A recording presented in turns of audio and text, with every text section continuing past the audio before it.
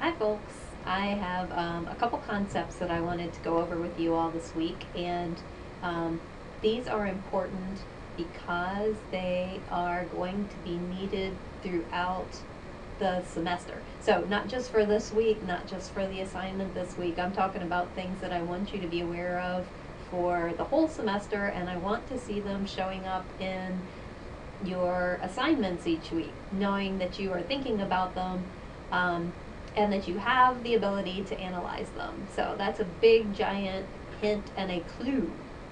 So the first thing is lesson one this week starts with these two questions. How do we decide what's right, and who gets to decide? Those two questions are the essence of what ethics is all about. Um, as you can see, these are questions, they are not answers. Ethics is all about questions and figuring out how to answer those questions. And what is really important for you to know is that there are not usually right answers, clear cut right answers. Sometimes there are, but a lot of times there's not. And so that gets us into the second concept for that I want to call your attention to this semester, which is what an ethical dilemma is. This entire semester is going to be about ethical dilemmas. A dilemma, which is defined very nicely here in the textbook, is a situation where you have to make a choice. And it's an ethical dilemma because there may be two or more good choices, there may be two or more bad choices, there may be two choices where your values conflict. So all throughout the semester, each week, you're going to be reading case studies, real life examples of when journalists faced an ethical dilemma. And what I want to see you do each week is be able to identify what the dilemma is. So the dilemma is always going to be a choice. Should somebody do this, or should somebody do that? And it may be more than two. There may be several choices in there, but it's always going to be a choice. So if you can correctly identify what the dilemma is, that frames out how you think about making a decision.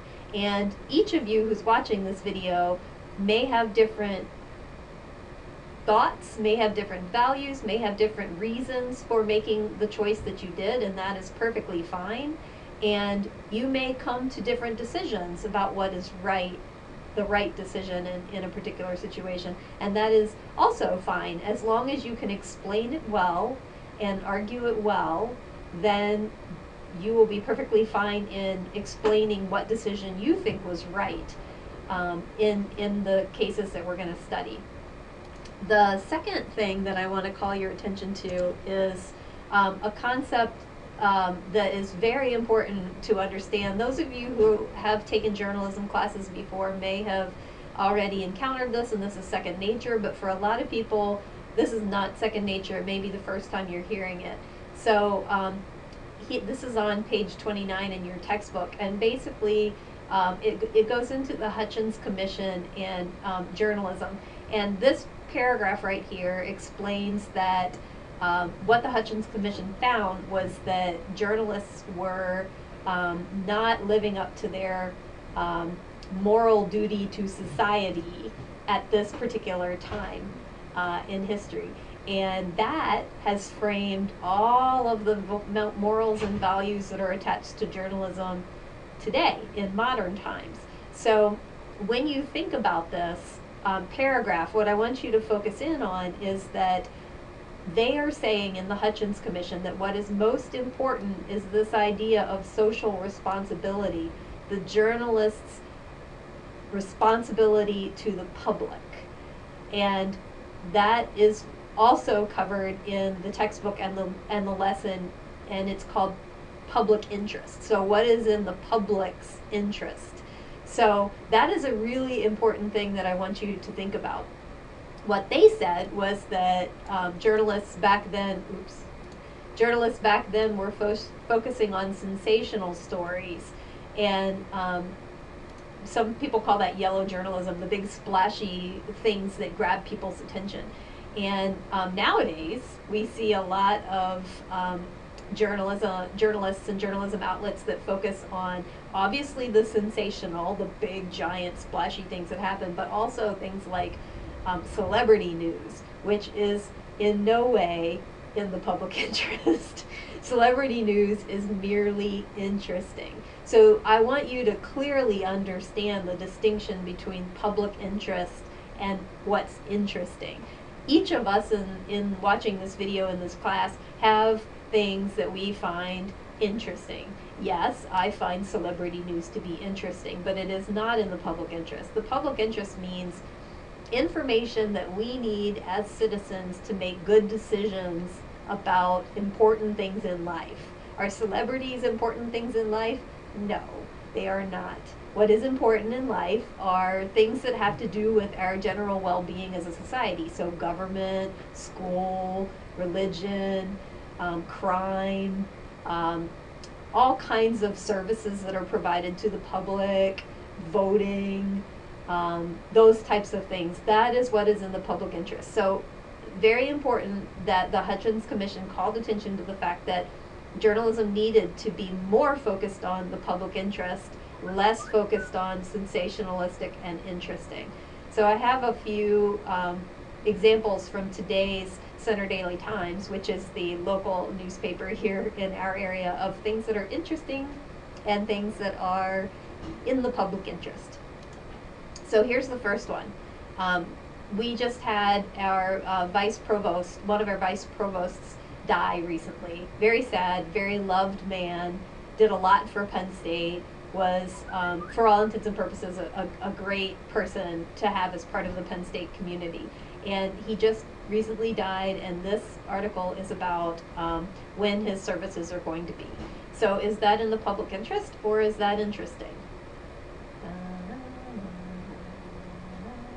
This is merely interesting. This is not in the public interest.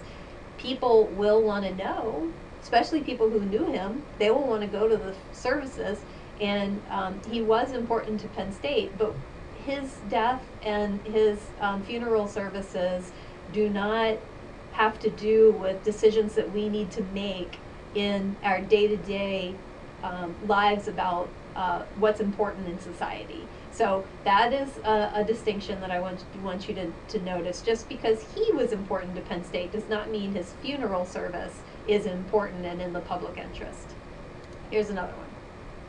Penn State football back from Ireland and getting into their grind. So is this interesting, or is this in the public interest? Yes, I hope you said it's merely interesting. Okay, yeah. Die-hard Penn State football fans, I get it. You are saying to yourself, no, this is definitely public interest, but it's not. Penn State football is just interesting. It is something that people enjoy, but it does not give us information that we need to make good decisions in our lives about things that are important. Okay, how about this one? A reward offered in a fraternity party assault. So a 19-year-old Penn State student got beat up this past weekend and taken to the hospital. And this article is talking about a reward offered in his assault. Is this in the public interest, or is this interesting?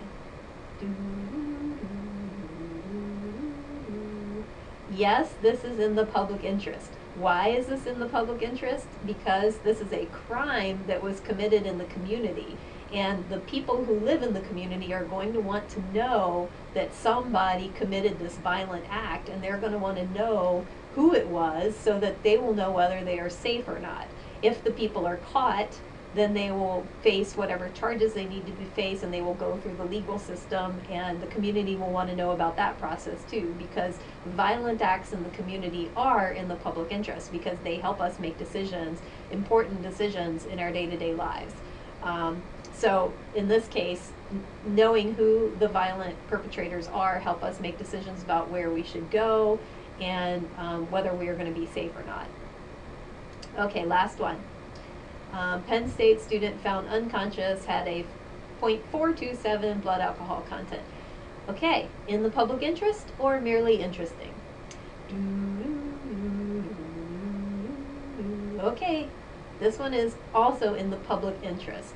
Yeah, I hear you saying it's another story about Penn State students drinking, and I totally understand that.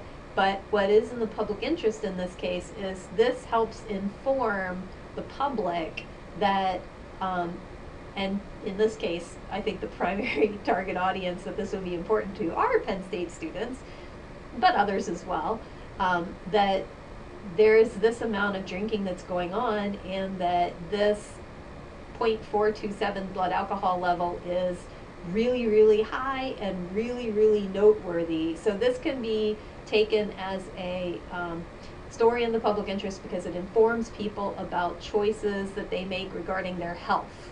So health-related stories are in the public interest as well. Now, this story does not do a very good job of serving the public interest, because what they should have done is talk about blood alcohol levels and how much alcohol it takes to reach a 0.427 blood alcohol level. That would be much more in the public interest. And so there we have it. Those are the 4 stories, and hopefully that gives you an idea of the difference between the two. See you soon.